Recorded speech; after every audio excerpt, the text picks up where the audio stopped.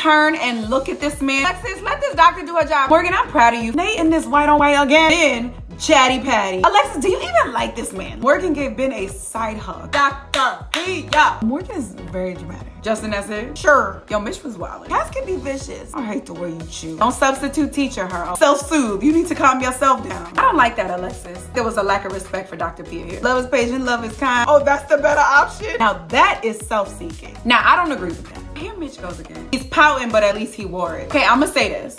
And I don't want everybody to come at me. What up, Mavs fam? And welcome back to another episode of From Rizzo with Love. With me, your girl, Donna Rizzo.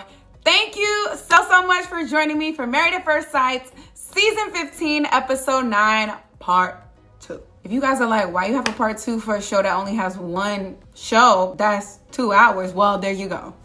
It's a 2-hour show. So if I continue to talk interrupted during this 2-hour show, it becomes a 4-hour show for me. So I split my recap up into 2 parts. Also, this is a very different recap than other recaps you may see because I recap as I watch the show. I don't do a recap after the show. I do a live reaction recap. I do want you to feel like you are sitting right next to me, like we're having a viewing party for every single episode.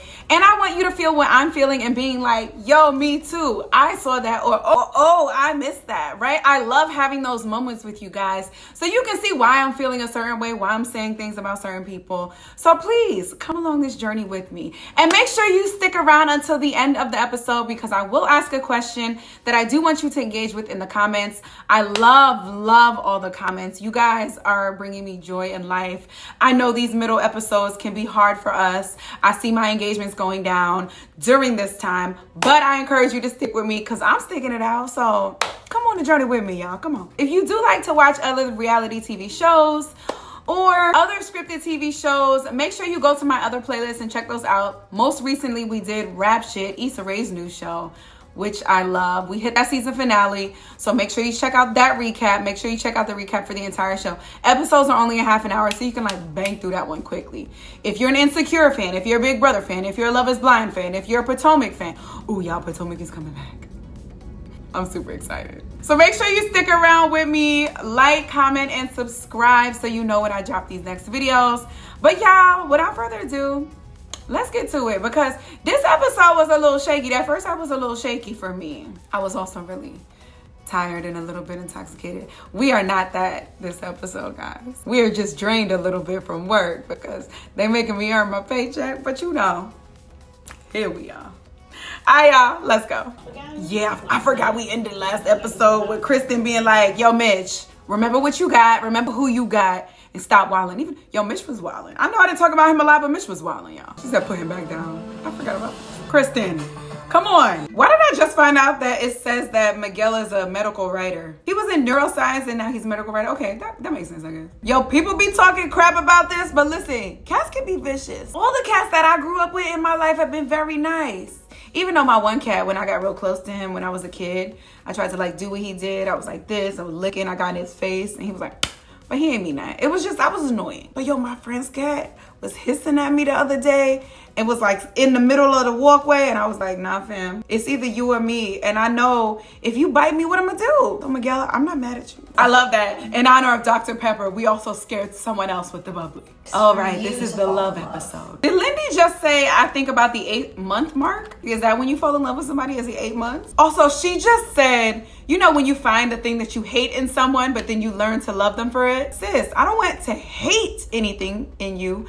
I want to find some quirks that I'm not too fond of, but then maybe I'll learn to love. But like, I don't want to hate anything in you because then I'm gonna roll over one day at 60, look at your face and be like, you know what? I hate the way you chew. And it's gonna bug me for the rest of my years. And I don't want that. I'm confused though, because I thought Miguel talked about he was the one who always stuck around and never left. And now he's over here talking about, nah, I just be out when that happens. Like, which one is it, Miguel? Y'all see Miguel's friend in his ear? I talked about this in the last recap. If you didn't see, hit up part 1, because I talked about how Miguel's Chris Bassett friend always speaks negatively about the experiment, about Lindy, about him actually falling for her. And now Miguel, he's in Miguel's ear.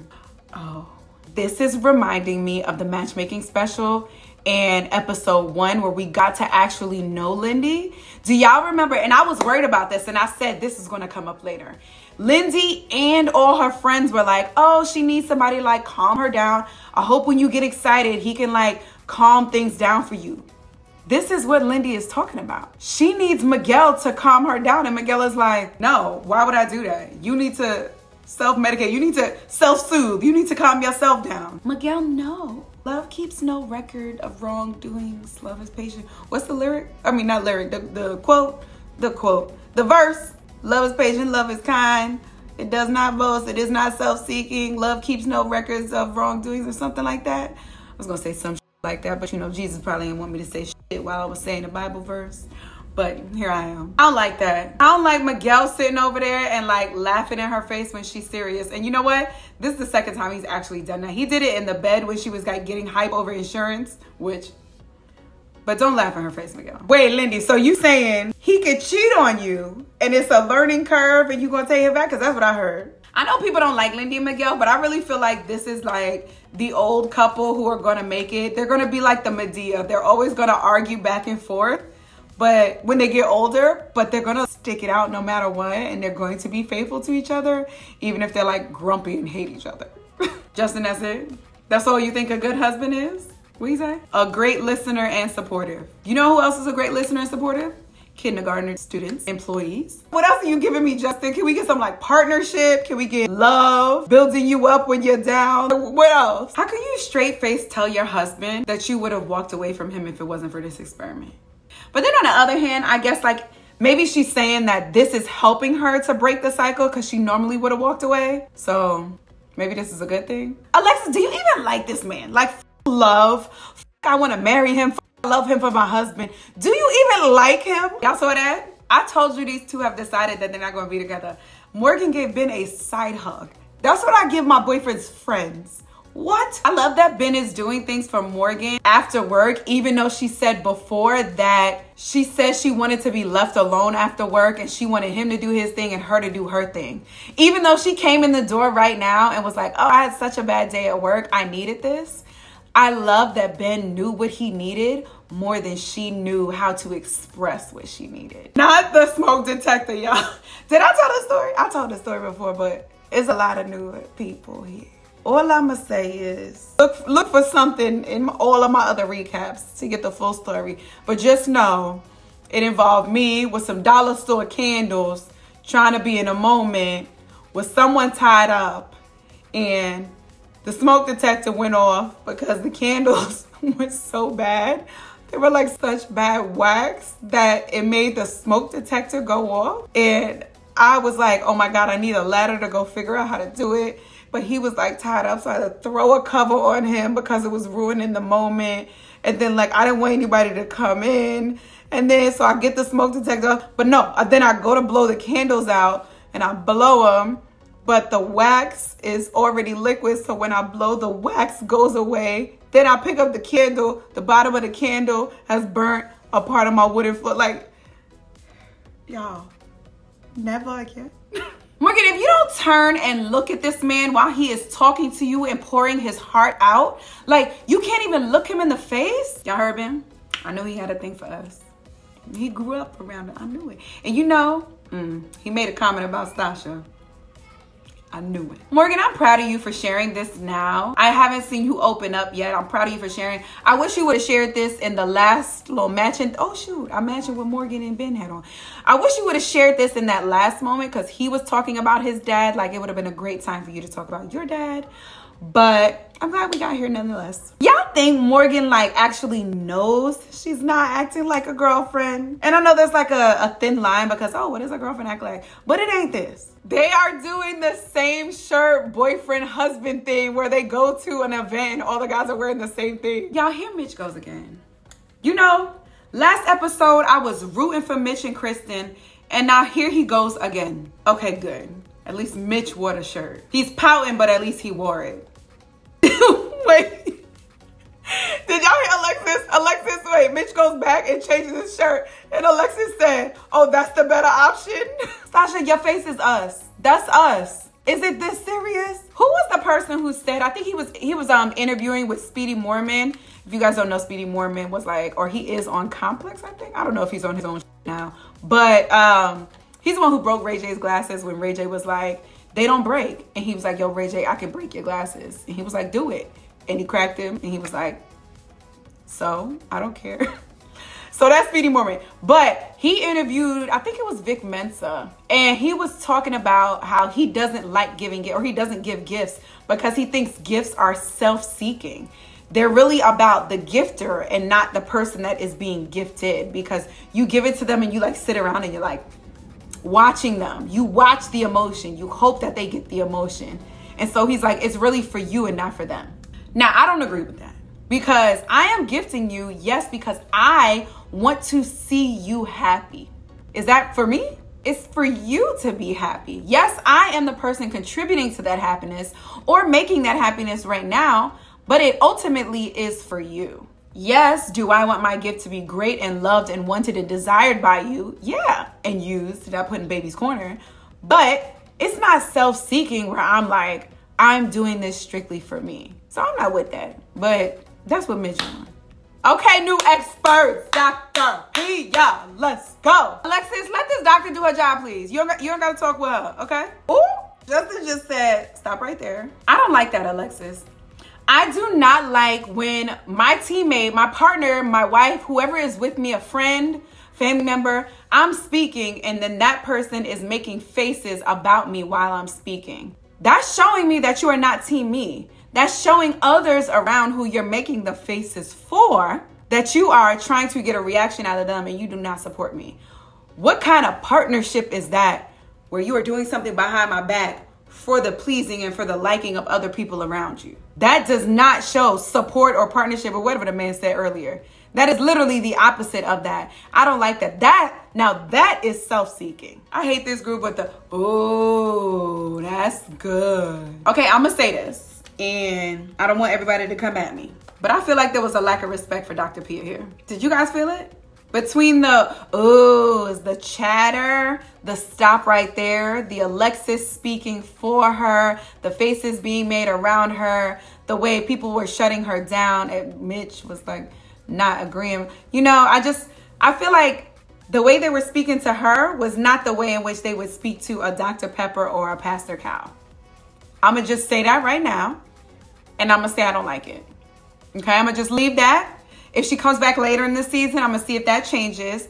But just because she's new, don't substitute teacher her, okay? Ben's That's Fair is like, what's the guy? The hair? Clara's husband's, sure. He's always like, that's fair. That's fair. Y'all see that?